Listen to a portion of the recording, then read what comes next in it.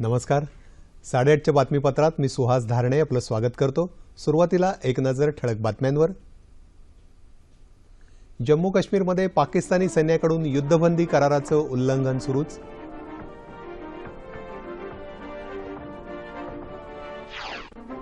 बिहारच्या विकासासाठी 1.25 लाख कोटी रुपयांच्या विशेष आर्थिक निधीची पंतप्रधानांकडून घोषणा. गरिबांसाठीच्या योजनांचा लाभ प्रत्यक्ष लाभार्थींना मिळावा यासाठी प्रसंगी नियम शिथिल करणार मुख्यमंत्री. आणि राष्ट्रपती प्रणव मुखर्जी यांच्या पत्नी सुब्रा मुखर्जी यांच्या पार्थिवावर आज अंत्यसंस्कार. आणि आता सविस्तर वृत्त. जम्मू काश्मीरमधल्या पूंछ आणि राजौरी या जिल्ह्यांना लागून असलेल्या सीमेवर पाकिस्तानी लष्कराकडून काल गोळीबार करण्यात आला. काल रात्रभर सुरू असलेल्या या गोळीबारात सीमेला लागून असलेल्या गावांना लक्ष्य करण्यात आलं. त्यामुळे नागरिकांमध्ये भीतीचं वातावरण निर्माण झालं आहे. भारतातर्फेही या गोळीबाराला चोख प्रत्युत्तर देण्यात आलं आहे. पाकिस्तानी सैन्यानं सरहद्दीलगत हमीरपूर, पूंछ या भागात काल पुन्हा गोळीबार केला. तत्पूर्वी रात्रभरात पाकिस्तानी सैन्यानं सरहद्दीलगत तसंच प्रत्यक्ष नियंत्रण रेषेजवळ पूंछ, बालाकोट, हमीरपूर, आरेसपुरा आणि आर्निया या क्षेत्रातल्या नागरी भागात 5 वेळा बॉम्बफेक केली. यामध्ये एक गावकरी जखमी झाला. सर्वसमावेशक धोरणांच्या अंमलबजावणीनंच देशाचा विकास होऊ शकेल असं मत पंतप्रधान नरेंद्र मोदी यांनी व्यक्त केलं आहे. बिहारमधल्या आराह इथं काल विविध रस्ते आणि पायाभूत प्रकल्पांचं उद्घाटन पंतप्रधानांच्या हस्ते झालं. त्यावेळी झालेल्या जाहीर सभेत ते बोलत होते. बिहारसाठी 1.25 लाख कोटी रुपयांच्या विशेष आर्थिक निधीची घोषणाही पंतप्रधानांनी केली. या निधीच्या विनियोगानं बिहारचा कायापालट होऊन इथल्या विकास कामांना वेग येईल असं ते म्हणाले. बिहारमधल्या कौशल्य विकास केंद्राच्या पहिल्या टप्प्याचं उद्घाटनही मोदी यांनी केलं. मेरे भाइयों बहनों, मैं आज वादा करता हूं, दिल्ली सरकार 1.25 लाख करोड़ रुपए का पैकेज देगी. 1.25 लाख करोड़ रुपया बिहार का भाग्य बदलने के लिए 1.25 लाख करोड़ रुपया मेरे भाइयों बहनों. दरम्यान पंतप्रधान नरेंद्र मोदी यांनी बिहारसाठी केलेल्या विशेष आर्थिक निधीच्या घोषणेनंतर बिहारचे मुख्यमंत्री नितीश कुमार यांनी प्रतिक्रिया व्यक्त केली आहे. बयान था, उसको देखकर यह लग रहा था कि भाई हम तो याचक हैं, तो अहंकारी कैसे हैं भाई. तो आप जिस अंदाज से राज्य को ट्रीट कर रहे हैं, और क्या हालत था भाई, सरकारी समारोह था और पूछ रहे लोगों से 50,000 करोड़, 60,000 करोड़, जैसे लगता है किसी चीज की बोली लगती है. बोली लगा रहे थे, बिहार की बोली लगा रहे थे.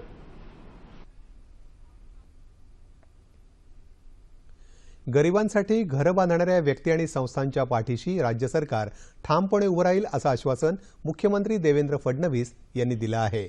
सोलापूर जिल्ह्यातल्या कुंभारी इथल्या कॉम्रेड मीनाक्षीताई साने महिला विडी कामगार सहकारी गृहनिर्माण संस्थेतल्या महिलांच्या 1600 घरांचं हस्तांतरण काल मुख्यमंत्र्यांच्या हस्ते झालं. त्यावेळी ते बोलत होते. गरिबांसाठीच्या योजनांचा लाभ प्रत्यक्ष लाभार्थींना मिळावा यासाठी प्रसंगी नियम शिथिल केले जातील असं ते म्हणाले.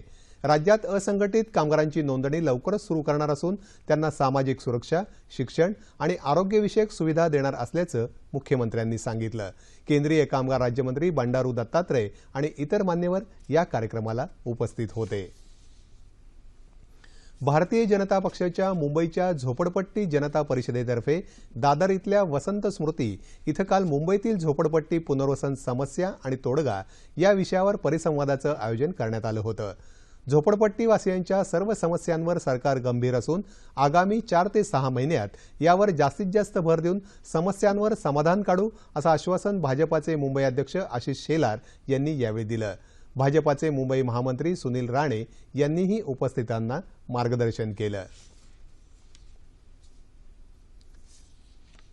या मुंबईच्या सर्व जनतेच्या जे प्रश्न आहेत, जनतेच्या ज्या समस्या झोपडपट्टीच्या माध्यमातून निर्माण झाल्या आहेत, त्या सर्व सोडवण्यासाठी आशिष शेलार यांच्या नेतृत्वामध्ये सरकारबरोबर समन्वय करून हे प्रश्न सोडवण्यासाठी अनिल ठाकूर हे पुढाकार घेतील असं आज जाहीर करण्यात आलं.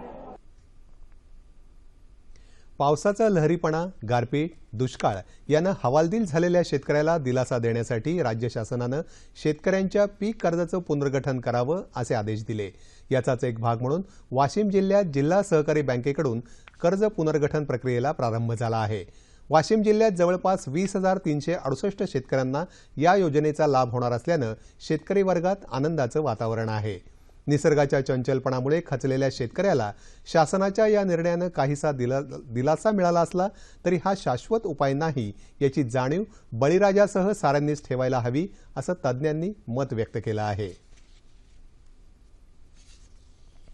शासकीय कर्मचारी, लोकप्रतिनिधी, न्यायपालिका तसंच शासकीय कोषागारातून वेतन घेणाऱ्या प्रत्येक कर्मचाऱ्याच्या मुलांना सरकारी शाळेत पाठवण्याचे आदेश अलाहाबाद उच्च न्यायालयानं उत्तर प्रदेशच्या मुख्य सचिवांना दिले आहेत। राज्यातल्या सरकारी शाळांच्या दुरवस्थेची दखल घेत जोपर्यंत शासकीय कर्मचाऱ्यांची मुलं सक्तीनं या शाळेत शिक्षण घेणार नाहीत तोपर्यंत या शाळांची स्थिती सुधारणार नाही असं निरीक्षण न्यायालयानं नोंदवलं आहे। तसंच यावर 6 महिन्यात कृती अहवाल सादर करण्याचे निर्देशही न्यायालयानं दिले आहेत। विस्तारणाऱ्या पुणे शहरावर सीसीटीव्हीच्या माध्यमातून नजर ठेवण्यासाठी पुणे पोलिसांनी 230 कोटी रुपयांचा प्रकल्प नुकताच पुण्यात राबवला आहे। पुणे शहर दिवसेंदिवस विस्तारत चाललं आहे। निवृत्तांचं गाव म्हणून पूर्वी ओळख असणारं हे शहर आता शिक्षण, नोकरी, अनेक स्थानिक आणि परदेशी उद्योगांचं आवडतं ठिकाण म्हणून सदा गजबजलेलं असतं। या शहरानं विविध प्रांतातील नागरिकांना रोजगार दिलाय, पण याच जोडीला या शहरातील गुन्हेगारीचा आलेख चढता राहतो की काय अशी ही भीती वाटू लागली आहे। मागील काही वर्षात झालेले जर्मन बेकरी बॉम्बस्फोट, जंगली महाराज रस्त्यावरील साखळी बॉम्बस्फोट, दगडूशेठ गणपती मंदिराजवळ झालेला बॉम्बस्फोट यामुळे ही भीती अधिक गडद होत आहे। यासाठी पुणे पोलिसांनी सीसीटीव्ही प्रकल्प हाती घेतला आहे। अशा प्रकारचा प्रकल्प राज्यातलाच नव्हे तर देशातला पहिला प्रकल्प असल्याचं पोलीस उपायुक्त मकरंद रानडे यांनी सांगितलं। यामध्ये पुणे शहरातील सर्वच्या सर्व 39 पोलीस स्टेशनचा समावेश आहे। ती ठिकाणं निवडताना गर्दीची ठिकाणं, कायदा व सुव्यवस्थेच्या दृष्टीने महत्त्वाची ठिकाणं, संवेदनशील ठिकाणं, धार्मिक आणि सार्वजनिक सणाच्या मिरवणुका, गुन्ह्याच्या दृष्टीने संवेदनशील ठिकाणं अशा सर्व ठिकाणांचा अभ्यास करून ही 440 ठिकाणं आम्ही निवडलेली आहेत। यासाठी पुणे शहरामध्ये 440 मोक्याच्या ठिकाणी 1285 कॅमेरे बसवण्यात आलेले आहेत। हे कॅमेरे सर्व प्रकारच्या हालचालींसह म्हणजे अगदी गाड्यांचे नंबर्स टिपणे, 360 अंशात फिरणे, वाहतुकीचं उल्लंघन करणाऱ्यांना लगेच पकडणं आणि त्यांच्या घरी नोटीस पाठवणं असं करता येऊ लागल्यानं पुणेकर अधिक सावध होऊ लागले आहेत। या सीसीटीव्ही कॅमेऱ्यांमुळे केवळ वाहतुकीचेच प्रश्न सुटत नाहीत तर अनेक गंभीर गुन्ह्यातील आरोपी पकडण्यासाठी देखील मदत होत आहे। या कॅमेऱ्याचं रेकॉर्डिंग अनेक दिवस राहत असल्यानं तपास अधिकाऱ्यांना याचा उपयोग होतो आहे। यातूनच खून, अपहरण यासारख्या गंभीर गुन्ह्यांची उकल होण्यास मदत होत आहे।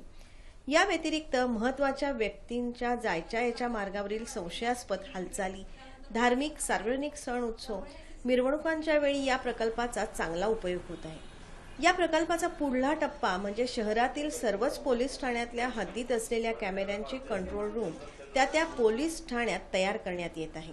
आता पुण्याचा मानाचा गणपती उत्सव जवळच आलाय। इथल्या गणपतीभोवतीची आरास बघण्यासाठी खास दूरवरून गणेश भक्त येतात। याही वेळेस या कॅमेऱ्यांचा चांगलाच उपयोग होईल। डॉक्टर बाबासाहेब आंबेडकर यांचे अनुयायी असलेले दिवंगत रा.सु. गवई यांचं स्मारक राज्य सरकारतर्फे उभारलं जाईल असं मुख्यमंत्री देवेंद्र फडणवीस यांनी सांगितलं। रिपब्लिकन पक्षाचे दिवंगत ज्येष्ठ नेते रा.सु. गवई यांच्या स्मृतिप्रित्यर्थ मुंबईतल्या यशवंतराव चव्हाण प्रतिष्ठान इथं आयोजित सर्वपक्षीय आदरांजली सभेत ते काल बोलत होते। रा.सु. उर्फ दादासाहेब गवई यांनी राजकीय जीवनात खऱ्या अर्थानं आपलं वेगळेपण सिद्ध केलं आहे। दादासाहेबांचं सर्व पक्षांच्या नेत्यांबरोबर जिव्हाळ्याचे संबंध होते। सामान्य माणसाला प्रेरणा मिळेल असं दादासाहेबांचं स्मारक राज्य शासन उभारणार असून त्यासाठी लवकरच सर्व पक्षांच्या नेत्यांसोबत चर्चा करणार असल्याचंही मुख्यमंत्री यावेळी म्हणाले। यावेळी राष्ट्रवादी काँग्रेसचे नेते शरद पवार, खासदार रामदास आठवले, खासदार राजू शेट्टी, संजय राऊत, आमदार बाळासाहेब थोरात, अबू आझमी, महादेव जानकर, विनायक मेटे आदी मान्यवर उपस्थित होते। अन्याय होत असेल तर मुस्लिम समाजानं महात्मा गांधीजींच्या शांततेच्या मार्गाचा अवलंब करत न्याय मिळवावा असा सल्ला मौलाना आझाद विचार मंचाचे राष्ट्रीय अध्यक्ष आणि खासदार हुसेन दलवाई यांनी दिला आहे।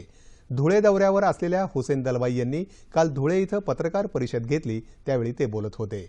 आंध्र प्रदेश, केरळ आणि कर्नाटक या राज्यांच्या धर्तीवर मुस्लिम गरीब जनतेला आणि ओबीसींना सवलती मिळाव्यात अशी मागणी त्यांनी यावेळी केली। अल्पसंख्याक समाजाच्या उन्नतीच्या दृष्टीनं विविध प्रश्नांवर या पत्रकार परिषदेमध्ये दलवाई यांनी भाष्य केलं। महावितरण कंपनीनं वीज नियामक आयोगाची मान्यता नसतानाही कृषी पंपांच्या वीज दरात केलेली वाढ स्वीकारली जाणार नाही असा इशारा ज्येष्ठ नेते डॉक्टर ND पाटील यांनी दिला। या निर्णयाचा निषेध करण्यासाठी काल कोल्हापुरात इरिगेशन फेडरेशनच्या वतीनं सर्वपक्षीय शेतकरी मेळाव्याचं आयोजन करण्यात आलं होतं, त्यावेळी ते बोलत होते। वीज गळती आणि वीज चोरी रोखण्यात महावितरणाला येत असलेलं अपयश भरून काढण्यासाठी शेती पंपांच्या वीज दरात प्रति युनिट 44 पैसे वाढ करण्यात आली आहे। या दरवाढीला संघटितपणे विरोध करावा असं आवाहन पाटील यांनी यावेळी केलं। तसंच वीज दरवाढ रद्द होईपर्यंत वीज बिलं भरायची नाहीत असा निर्धारही या मेळाव्यात करण्यात आला। मराठवाड्यातल्या मुलामुलींसाठी स्वतंत्र वसतिगृहाचे प्रस्ताव राज्य सरकारकडे पाठवले तर ते मंजूर केले जातील असं आश्वासन सामाजिक न्याय राज्यमंत्री दिलीप कांबळे यांनी दिले आहे। लातूर जिल्ह्यातल्या उदगीर इथं मागासवर्गीय विद्यार्थ्यांसाठी उभारण्यात आलेल्या विवेकानंद वसतिगृहाच्या इमारतीचं उद्घाटन कांबळे यांच्या हस्ते काल झालं, त्यावेळी ते बोलत होते। भारतरत्न डॉक्टर बाबासाहेब आंबेडकर यांच्या 125व्या जयंतीनिमित्त राज्यातल्या 5000 गावांमधल्या दलित वस्त्यांमधली विकास कामं पूर्ण करण्याचा उपक्रम सरकारनं हाती घेतला आहे असंही कांबळे यांनी सांगितलं। संभाजी ब्रिगेडनं अहमदनगर इथं काल गृहराज्यमंत्री राम शिंदे यांच्या कार्यालयाच्या काचा फोडल्या। शिवशाहीर बाबासाहेब पुरंदरे यांना महाराष्ट्रभूषण पुरस्कार दिला जाऊ नये अशी संभाजी ब्रिगेडची मागणी आहे। या संदर्भातली पत्रकं रस्त्यावर फेकून कार्यकर्ते पसार झाले। या घटनेसंदर्भात पोलिसांनी 10 ते 15 अज्ञात व्यक्तींविरुद्ध गुन्हा दाखल केला आहे। आरोपींचा शोध घेण्याचं काम सुरू आहे अशी माहिती जिल्हा पोलीस प्रमुख सौरभ त्रिपाठी यांनी दिली आहे। दरम्यान शिवशाहीर बाबासाहेब पुरंदरे यांना महाराष्ट्रभूषण पुरस्कार देण्याच्या समर्थनार्थ मनसे कार्यकर्त्यांनी अहमदनगर इथं घोषणाबाजी करत राष्ट्रवादीचे नेते शरद पवार यांच्या प्रतिकात्मक पुतळ्याची विटंबना केली। राष्ट्रपती प्रणव मुखर्जी यांच्या पत्नी आणि देशाच्या प्रथम महिला नागरिक सुब्रा मुखर्जी यांच्या पार्थिवावर आज सकाळी 10 वाजता नवी दिल्ली इथं अंत्यसंस्कार करण्यात येणार आहेत। बांगलादेशच्या पंतप्रधान शेख हसीना वाजेद अंत्यसंस्काराच्या वेळी उपस्थित राहणार आहेत। सुब्रा मुखर्जी यांचं काल सकाळी 11:15च्या सुमाराला नवी दिल्लीत निधन झालं होतं। त्या 74 वर्षांच्या होत्या।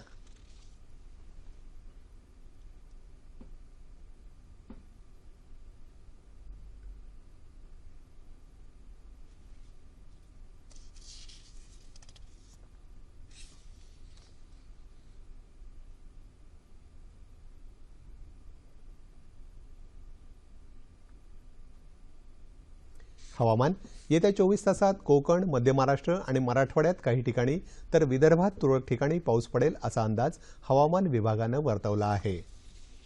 ठळक बातम्या पुन्हा एकदा।